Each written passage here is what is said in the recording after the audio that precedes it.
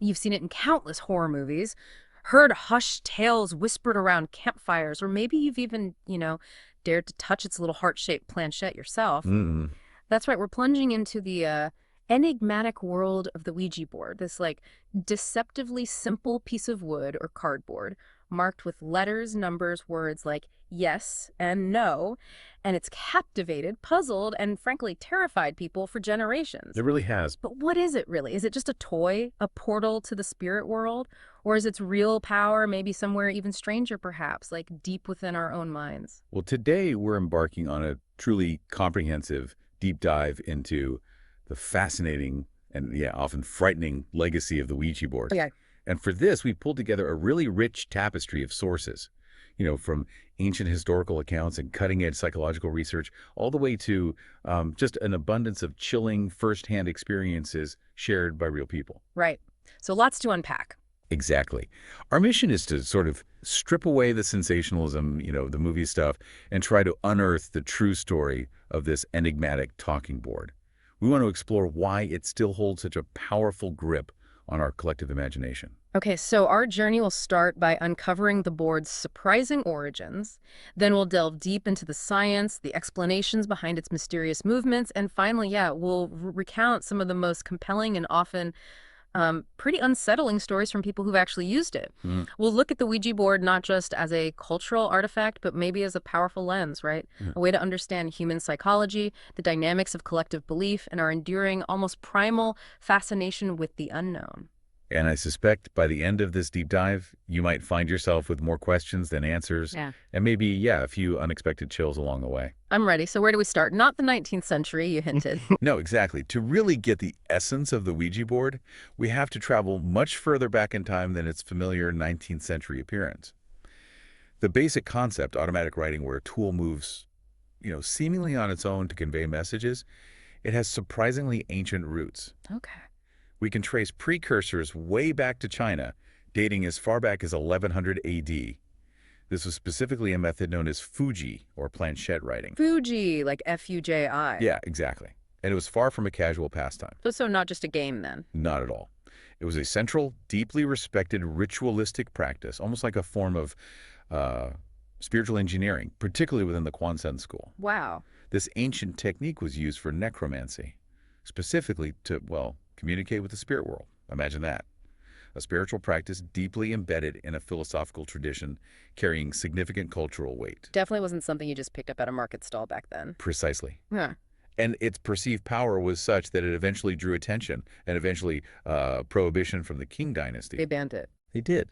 And this prohibition really underscores the long-standing and often controversial belief in communicating with the spirit world through devices like this, and the societal implications that come with it.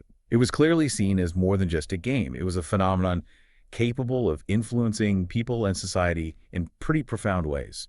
Okay, so now let's fast forward dramatically. Mm. Mid-19th century America, a huge societal obsession with spiritualism starts to bloom. Right. And you might ask, why then, in that specific period? Well, it was especially pronounced after the devastating American Civil War. The loss. Yeah, think about the sheer scale of loss. Countless individuals had lost relatives, husbands, sons, brothers, just ripped from their lives so cruelly, so suddenly. The mortality rates were exceptionally high back then. There was this desperate, almost palpable need for comfort, for connection, for some way to bridge that gap with lost loved ones. And what's truly fascinating here is how spiritualism often found common ground with the prevailing Christian beliefs of the time. Really? That seems counterintuitive now. It does. But back then, activities like seances, which might seem fringe to us today, became acceptable, even kind of commonplace for many people. They sometimes even happened right after a Sunday sermon. No way. Yeah, it highlights the deep societal desire for solace and belief in an afterlife during such a tumultuous period. The idea of reaching across the veil wasn't seen as inherently unchristian by many, but more like a natural extension of faith. Okay. And central to popularizing these early seances were these foundational figures. The Fox sisters of New York. Ah, yes, the Fox sisters. They started by popularizing really rudimentary methods like table tapping or table tilting, where participants would just rest their hands on a table that would seemingly move or tap out coded messages. Sounds simple. It does sound simplistic to us now, maybe even a bit like a parlor trick, but at the time, for many, It was nothing short of revolutionary. It offered what they saw as undeniable proof of contact. But the early limitations of simple table tapping quickly became apparent. As one contemporary source, colorfully put it, it was slow and quite boring. Huh. I can imagine. Spelling things out one tap at a time. Exactly. Imagine the patience required for a complex message. This natural inefficiency directly spurred innovation, the quest for faster, clearer communication with the perceived spirit world. If you're trying to talk across dimensions, you want it to be reasonably quick, right? Makes sense. So what was the first big evolution? Well, attaching a pencil to a small version of the table. Then, some ingenious minds removed its legs and added casters, creating an early form of what we now recognize as the planchette. Ah, the planchette, little plate. Exactly, from the French little plank. This device was specifically designed to write answers directly on paper. But there's a practical problem. Let me guess, messy handwriting. You got it. The writing was often undecipherable. Imagine the sheer frustration. A message seemingly arriving from the beyond, yet totally illegible. Yeah, that would be annoying. This challenge prompted the crucial next shift, moving from automatic writing on blank paper to a pre-marked board with letters on it. The talking board emerges. Pretty much. This was a critical step in making the communication more legible and efficient. Early pointers to indicate letters ranged from like a simple stick or a rod to a miniature four-legged table. The goal was just to remove ambiguity and speed things up. And it really did achieve that desired efficiency, apparently. It seems so.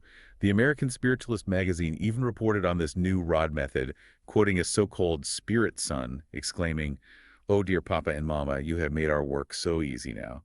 Wow, that quote really illustrates how people perceive these things not just as tech improvements, but as genuine help for spirit communication, making it easier for everyone involved, including the spirits. Exactly. And by 1886, reports indicate that this talking board craze had become widespread, especially concentrated in Ohio. The public fascination was clearly growing exponentially, moving beyond just dedicated spiritualists into broader communities. It was becoming a real cultural phenomenon. This widespread fascination naturally led to the pivotal moment, right? Commercialization. Yeah. The breakthrough arrived with Elijah Bond, who patented his invention in 1891. Ah, the patent. This paved the way for mass production by the Kennard Novelty Company, effectively establishing the standard Ouija board we recognize today. It was even hailed as the wonder of the 19th century by the Baltimore Sun. Wonder of the 19th century. That's quite a claim for what was, at its core, a parlor game. It is. And here's a truly surprising detail about the name Ouija itself, one that often catches people out. Okay, lay it on me. It's not French and German for yes. Nope. Contrary to that popular belief, the story goes that the name was actually spelled out by the board itself. A medium, Helen Peters Nosworthy, reportedly asked it to name itself. The board named itself. Apparently so. And when she asked what Ouija meant, the board simply spelled out, "Good luck." Good luck! That's really unexpected, almost mundane for something so steeped in mystery and fear now. Isn't it? Initially, the board was marketed as an innocent parlor game or a mystifying oracle, and remarkably, sold right in toy stores. Imagine picking one up next to Monopoly. Exactly. At one point, it even reportedly outsold other popular board games.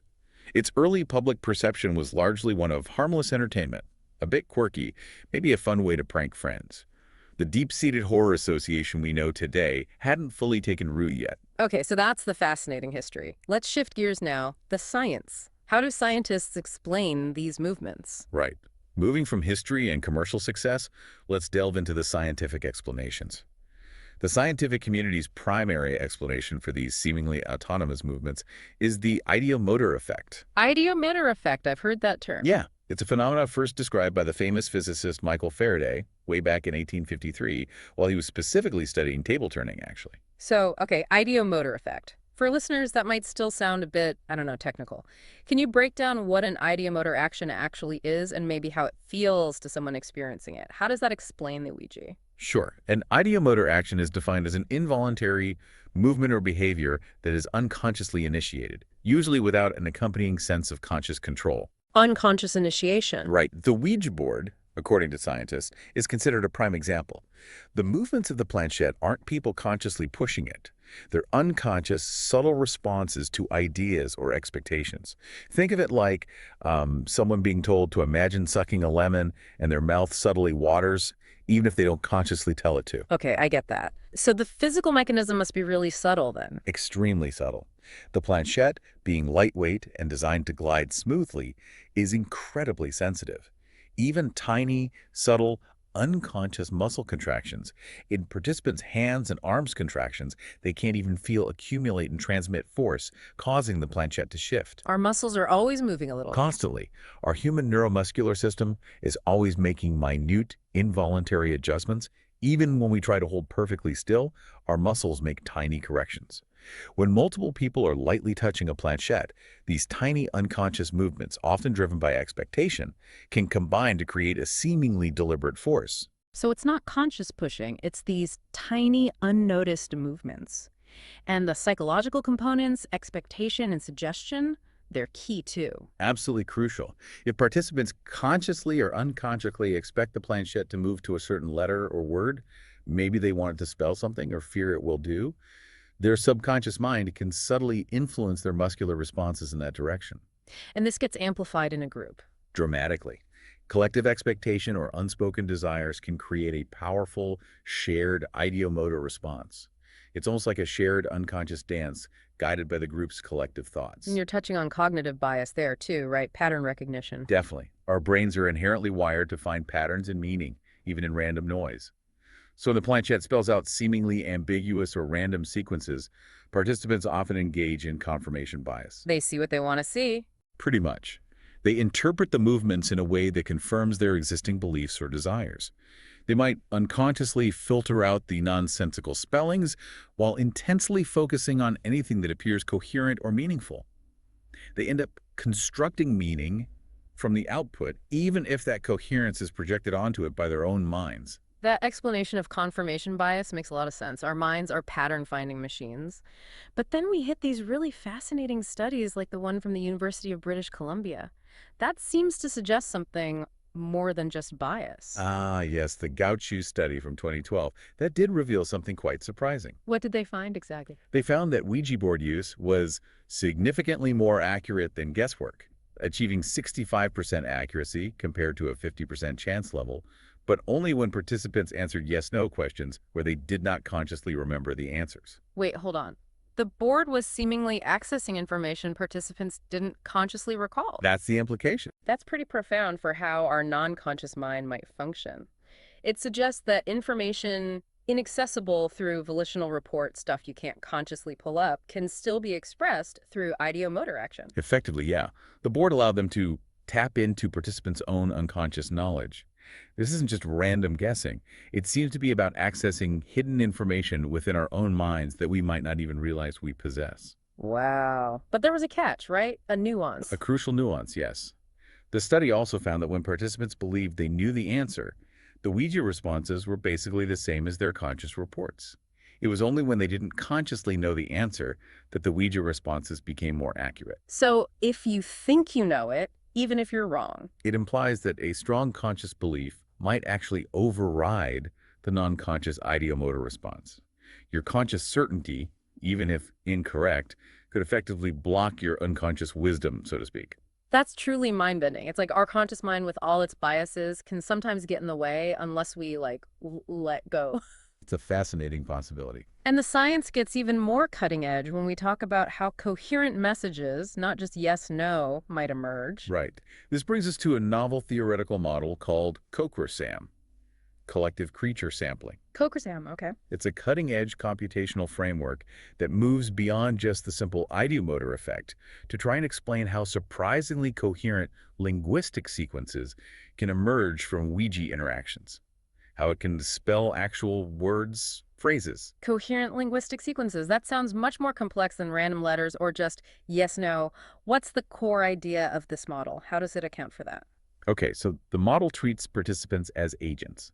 Each agent has an internal language model reflecting their subconscious understanding of linguistic priors, expectations, what letters usually follow others, common words, that sort of thing. Like their own internal grammar checker. Sort of, yeah. When they touch the planchette, it's as if their combined subconscious knowledge creates an energy landscape on the board.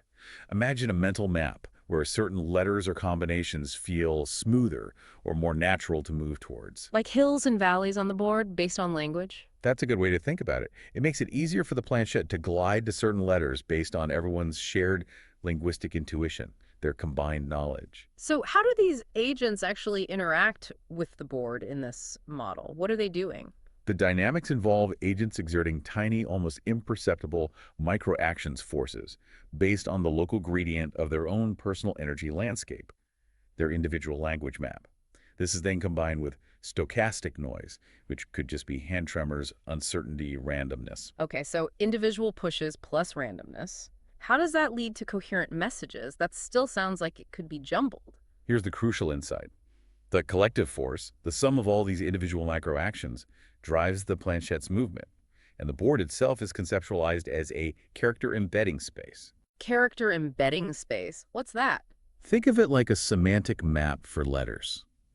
Just as words like king and queen are close in meaning, this model suggests letters on the Ouija board have similar relationships based on how they're typically used in language. Q is usually followed by U, for instance. Oh, okay. So the planchette isn't just hitting random letters, it's moving through this linguistic landscape, guided by those connections. Precisely. Guided by everyone's implicit, combined understanding of those connections. It's not just one person's subconscious, but a merging of everyone's unconscious linguistic knowledge guiding the motion. That's incredibly sophisticated. It is. This emergent collective motion itself functions as something called a Langevin Monte Carlo, LMC, sampling process. Okay, that sounds complicated. Simpler terms. Basically, it's a highly sophisticated statistical method. The planchette essentially picks letters based on the combined unconscious linguistic knowledge of everyone touching it. It's a mathematical way of showing how all those individual language biases merge into one coherent output, almost like an emergent group mind spelling out words. Wow. And the models show these collective dynamics are mathematically sound, ensuring correct sampling from the fused distribution. It even generated meaningful sequences, like the word POY, in simulations. So this connects to the whole wisdom of crowds idea, right? Where distributed, noisy knowledge can integrate to produce something surprisingly coherent. Exactly. And it suggests that integration can be driven not just by explicit talk, but through embodied physical interaction, like multiple people touching a planchette.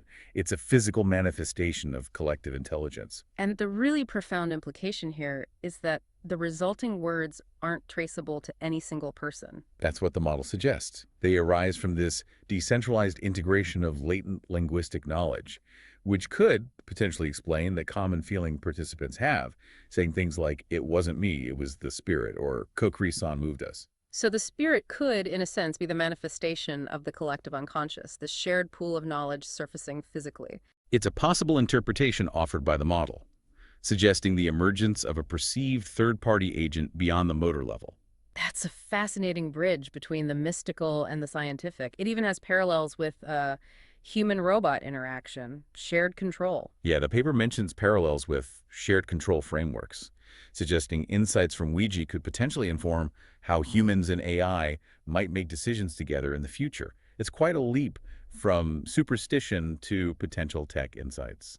Okay, let's step away from the pure science for a bit and dive into the heart of the Ouija's mystique, the real-life stories. Ah, yes, the accounts. These range from the unsettlingly accurate to the downright terrifying, and they often challenge easy explanation, blurring the lines between coincidence, psychology, and something else. Indeed. While the ideomotor effect provides a compelling framework, some accounts introduce details that really push the boundaries of what purely unconscious knowledge or subtle movements can easily explain, like the uncanny mystery. Tell me about that one. Okay, so one user was trying to contact a great aunt Neil, but the board persistently spelled out Connie, C-O-N-N-I-E. Later, their mother revealed that Aunt Connie was actually a baby who had died of SIDs decades prior. And get this, the user's mother had almost named them Connie. Whoa, a detail the user didn't know. Exactly. A deeply personal, previously unknown detail. That is compelling. It presents verifiable personal info the user had no conscious access to. It doesn't just challenge coincidence, it pushes us back to that idea of tapping into hidden knowledge, doesn't it? It really does. Almost like the board bypassed the conscious mind to reveal a forgotten family truth, a buried memory accessible only through this unusual conduit. And there are stories of uncanny foresight too, right? Oh yeah, the life prophecy.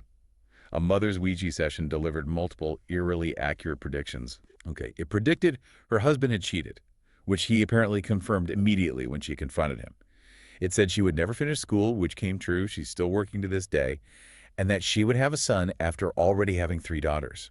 She subsequently had a boy, the user's brother, The specificity and then the verification over time, that's genuinely unsettling. and then there's the incredibly chilling one, the beheaded David. Oh, that sounds grim. It is. During a high school play rehearsal, 2 people using the board asked if anyone they knew was present.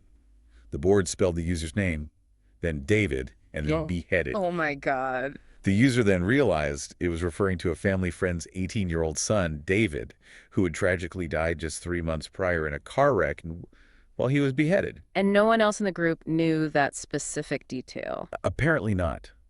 That level of precise, dark information, unknown to the participants, it really makes you question the source. Okay, beyond uncanny predictions, some stories involve truly malevolent encounters, even physical stuff happening, right? Yeah. This is where science and the supernatural seem to clash head on. Exactly. Imagine this, the profane and violent entity.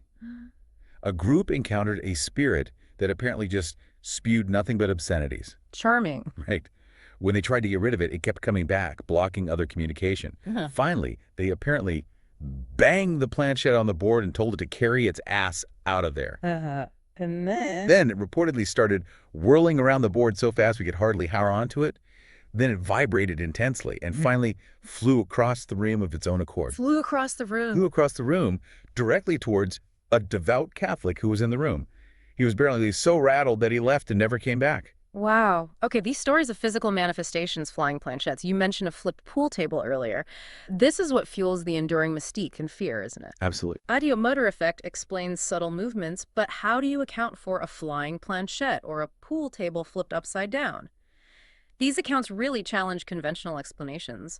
They highlight that tension between science and this deeply ingrained belief in something more.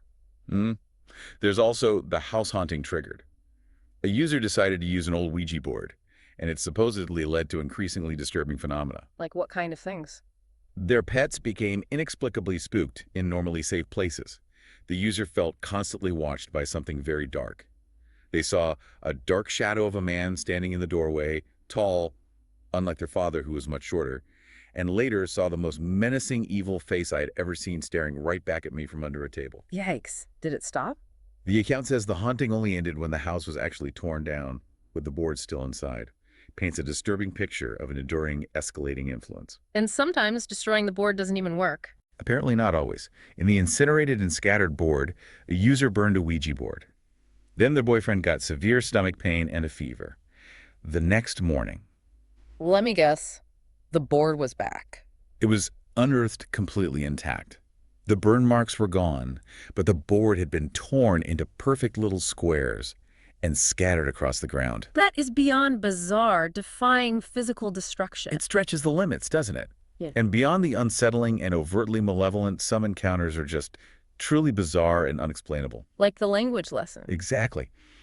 During a session, a board began answering questions and correcting the French grammar of one participant. Correcting French grammar. Yep, despite none of the people present consciously knowing French or understanding what was happening. A board speaking a language no one present knows. That's a classic Ouija story.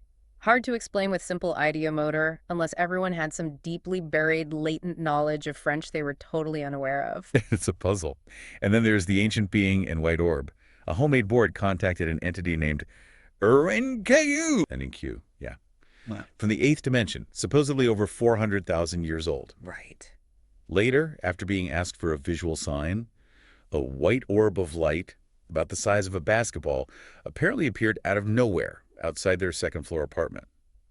It did a quick floating swoosh swing, disappeared, then reappeared moments later. A dramatic visual manifestation for sure. Then a compelling family anecdote, the unbearable planchette, tells of a great-grandmother who, trying to get rid of it, threw a Ouija board and its wooden planchette into a roaring fireplace. The wooden planchette wouldn't burn, Yeah. just it wouldn't catch fire, stubbornly resisted combustion, a real head-scratcher that became a family legend. These stories also sometimes lead to unexpected, even profound transformations, don't they? They can. Take the atheist's conversion. A staunch atheist friend initiated a session specifically to debunk the board. Okay, setting out to prove it wrong. Right. But he was utterly stunned when they contacted what seemed to be a child spirit. They asked what it missed most about life, and the board spelled out. Hugs. That single poignant response apparently flipped over his entire worldview. He became a Buddhist shortly after, following a spiritual journey. A huge shift driven by one simple interaction. That's powerful. These accounts, whether ultimately science or supernatural, they undeniably fuel the mystique and the warnings, right? Which brings us to the shadow side. Exactly. The perceived dangers, the dire warnings, the societal anxieties it continues to trigger. Many believers, including some in the paranormal community, though you noted they're split on safety, warn that the Ouija board acts as a portal to the other side. Right, the portal idea. This opening portal is seen as potentially inviting unwanted spirits, demonic entities, or evil spirits that are then very difficult to close. Some sources explicitly say these boards open portals, which most people then forget to close. They're not toys and shouldn't be messed with. The act itself is seen as an invitation. And this belief often escalates to the most extreme danger cited: possession and attachment. Yeah, that's the big one. Some sources mention real cases of Ouija board possession needing exorcism. Mainstream Christian religions, particularly Catholicism, issue strong warnings.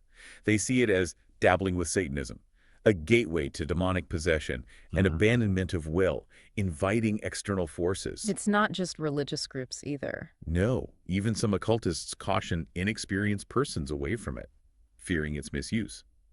And there's this pervasive belief in malevolent intent from these entities. Yes, the idea that bad spirits latch onto and prey upon people in a weakened state and can potentially drive people to suicide. That Reddit story you mentioned where the board kept telling a suicidal user they would die by suicide, that's chilling. Horrifying. Users are warned not to go into it scared because a spirit might sense that fear and exploit it, pretending to be what you fear or confirming your worst anxieties. So don't project your fears onto it. That's the advice. But even if you approach it just as entertainment, there are still significant psychological and emotional risks. Even if you don't believe. Absolutely. The intense atmosphere, the unsettling nature of the messages, even if generated unconsciously, can cause genuine psychological distress and a sense of losing control. The experience itself, the ambiguity, the potential for self-deception, it can be deeply unnerving and destabilizing. Yeah, the Ouija board seems to have this potent ability to tap into and worsen our deepest fears and vulnerabilities. Things like fear of the unknown, that feeling of loss of control over your own actions, maybe religious guilt or the fear of inviting evil, and just the terrifying prospect of, well, mental instability or psychological breakdown. It seems to prey on our anxieties. And this psychological effect gets amplified by confirmation bias and self-fulfilling prophecy, right? Definitely. Our minds look for patterns, leading us to interpret ambiguous movements as confirming our fears. Then comes the post-event rumination. Any bad thing that happens afterwards, a bad dream, a creaky floorboard, gets blamed on the board session. Like connecting dots that aren't really there. Exactly. And the simple goodbye ritual. Psychologically, it provides closure. Omitting it can leave the mind open to doubt and fear, acting as a self-fulfilling prophecy. If you believe something bad will happen because you didn't say goodbye, your mind is primed to find evidence, creating a feedback loop of anxiety. Okay, so despite the science and psychology, this whole subculture has sprung up around it with rule. A rigid set of rules, yeah. Not in the official instructions, but passed down orally, like folklore. They act as perceived safety precautions, proper etiquette for interacting with potentially dangerous entities. It contributes massively to the mystique. And the number one rule seems to be always say goodbye. Absolutely fundamental. It's about psychological closure and control, providing a concrete sense of safety and completion. It reduces anxiety, prevents that feeling of a lingering unwanted presence, real or imagined. It reinforces the idea that there are rules to engaging with the supernatural, and breaking them has consequences. Then there's the graveyard rule. Don't use it in creepy places. Right. Warnings against using boards in cemeteries, haunted houses, other profane locations. This taps into a deep respect for the dead and sacred spaces. And psychologically, the eerie atmosphere of such places inherently triggers arousal and anxiety, making people more likely to misinterpret stimuli and feel vulnerable. It's about respecting boundaries, both perceived and felt. There are also warnings about specific ominous signals. hmm Specific symbols or actions, like the planchette spelling Z repeatedly or moving really aggressively. These are seen as cryptic warnings or signs of malevolent entities. It plays into the fear of deception or trickery by something evil, the dread of learning terrible truths. And maybe the most insidious myth is the little girl deception. Ah, yes, the daughter or little girl deception.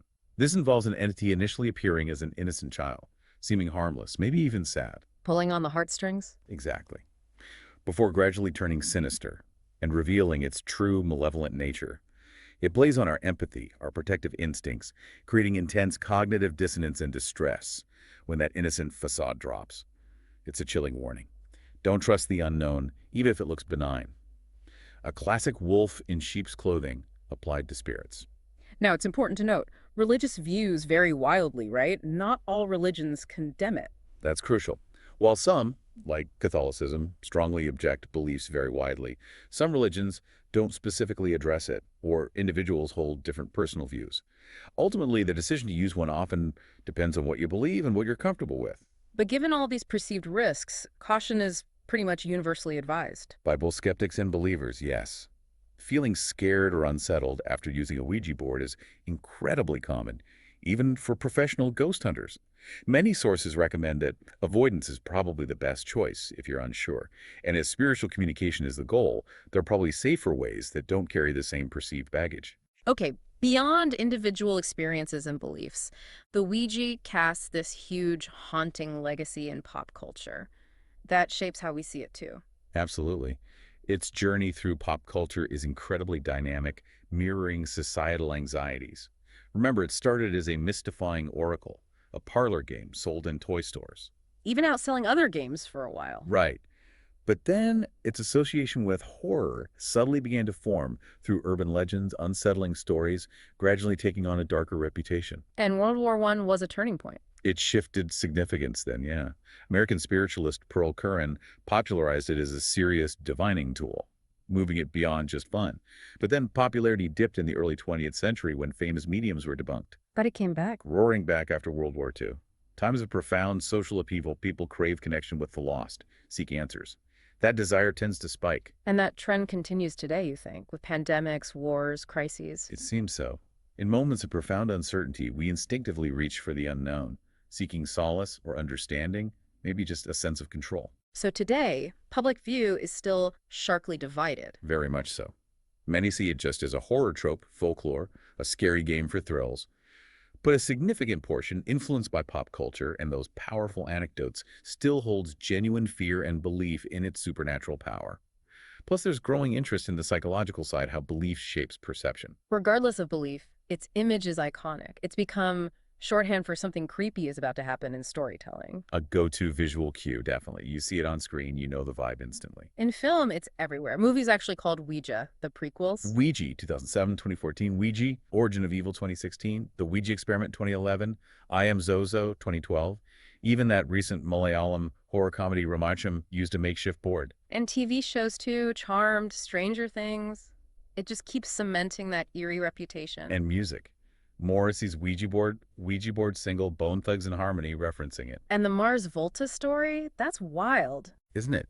Their 2008 album Bedlam and Goliath, supposedly based on their own bad experiences with the board studio flood, engineers breakdown, injuries, they ended up burying the board. That shows its psychological power. Wow. And it pops up elsewhere too. Metallica guitars, comic. Kirk Hammett's guitars, yeah. Comics, music videos. It's truly embedded in our cultural consciousness. An icon of the mysterious and macabre. And its impact isn't just entertainment. It's surfaced in real-world incidents, even murder trials. That's incredible. It really highlights its profound psychological and societal influence, how strongly some people believe in its power. Like that 1891 case. Mrs. Eugenie Carpenter crazed through Ouija. Yeah, the Boston Globe reported she became unstable after the board gave her bad news about a lover. Shows the intense distress it could seemingly induce, even early on. And the town-wide panic. El Cerrito, 1920. Ouija mania. Extraordinary story. Women used a board to find a killer, feared they'd unleashed evil spirits, children in trances, bizarre rituals, leading to a town-wide ban. Shows how collective belief, fear, and tragedy could escalate into social anxiety, even local laws. And it actually appeared in court. Twice, remarkably. Joshua Tucker's trial, his mother claimed he was possessed via a Ouija board. And Stephen Young in London, 1994, granted a retrial because jurors held a seance with the Ouija, claiming the victim named Young. Did it change the verdict? Young was still convicted in the retrial, but the fact a Ouija session influenced a legal proceeding at all is just extraordinary. And finally, that World War I story, prisoners using it to escape. Incredible, isn't it? Yeah. E.H. Jones and C.W. Hill, British prisoners, used a Ouija board to convince their Turkish captors they were mediums as part of an escape plan. They exploited the captors' belief in its power.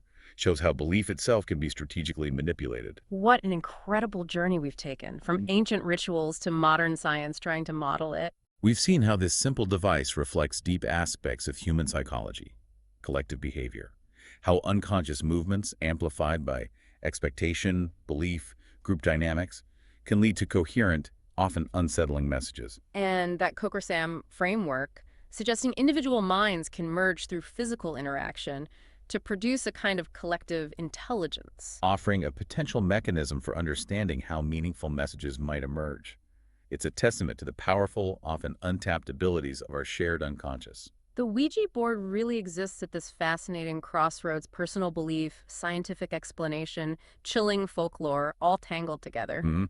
Whether you see it as a harmless game, a complex psychological phenomenon revealing hidden parts of the mind, or a genuine portal, its enduring mystique is undeniable. It taps into our deepest curiosities and fears. So the next time you encounter a Ouija board, maybe in a movie, a family story, or even in a dusty old game closet, pause and consider. Is the true mystery on the other side of the board, in some realm beyond our grasp? Or does it reside, perhaps even more profoundly, in the hidden depths of our own collective unconscious minds? And what unspoken knowledge might you be capable of revealing without even realizing it?